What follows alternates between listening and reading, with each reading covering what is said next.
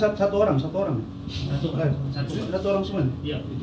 Bisa ini Pak, saya selama 3 tahun, terus di tahun pertengahan tahun 2 Ini ada orang nggak? Ada maksudnya? Dengan memasukkan identitas orang lain melalui Facebook. Jadi saudari Cut Mutia ini 24 tahun memasang foto orang lain dengan akun bukan akun yang bersangkutan, kemudian bertemu dan berkenalan dengan para lelaki, kemudian melakukan komunikasi dan akhirnya para laki itu dengan bujuk rayu yang bersangkutan dengan alasan kesusahan, minta tolong dan lain sebagainya mengirimkan uang. Nah, ini korban sudah ada 3 orang.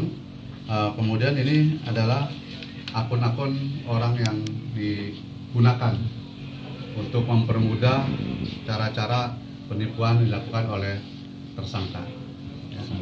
Masyarakat hati-hati ya, jadi dalam berkomunikasi dan berkenalan, terutama dalam menggunakan media sosial atau jejaring sosial, tidak boleh sembarangan sampai-sampai kepercaya kemudian bisa memberikan